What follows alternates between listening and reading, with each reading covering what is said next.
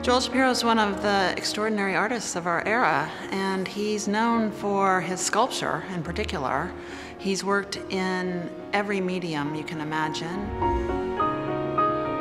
and he has explored the furthest bounds of how form occupies space, of how material reads to viewers.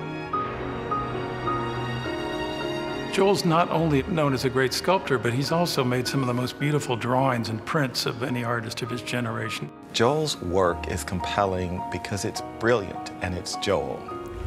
It's sublime, it's discreet, it's intelligent. Sometimes it's colorful and sometimes it's not, but it's always beautiful and it always makes you reflect. We talk about poetry in motion, which doesn't just mean that something athletic is beautiful, but that an incredibly complex dynamic or network of relations is somehow made simple as it's embodied in time. Joel's work is poetry in motion, even as it's still. He's one of the smartest people I've ever met, and as with many smart people, he's got an incredible, pithy sense of humor. He had a very spontaneous way of working for a sculptor, which was impressive.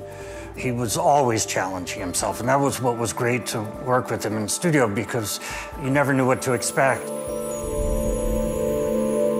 One of the things I most admire is his sense of how important it is to pursue every aesthetic or intellectual challenge to its furthest reaches, to really try and look at the problem and resolve it in form and think about how that form is going to occupy the space where the art is ultimately installed, and then actually how the viewers are going to encounter it in that space. So there's something very, very human and very sympathetic about the way he approaches his art and the installation of his art.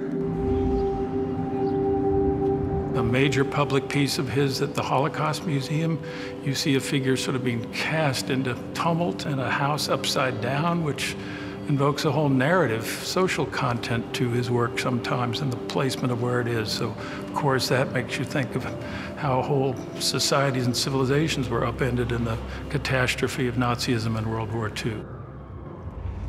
Today, Joel is one of the leading artists in the stable of artists representing the United States in embassies around the world through the Foundation for Art and Preservation and Embassies.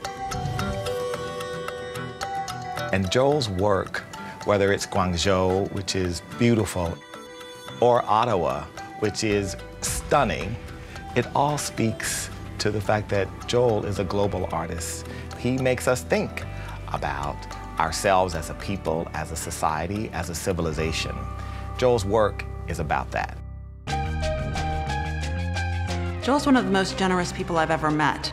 He's very warm.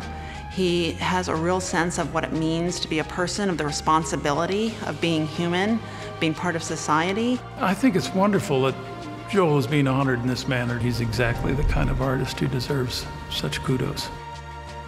There is no artist in America who deserves this award more than Joel Shapiro. He defines what it is to be a great American artist.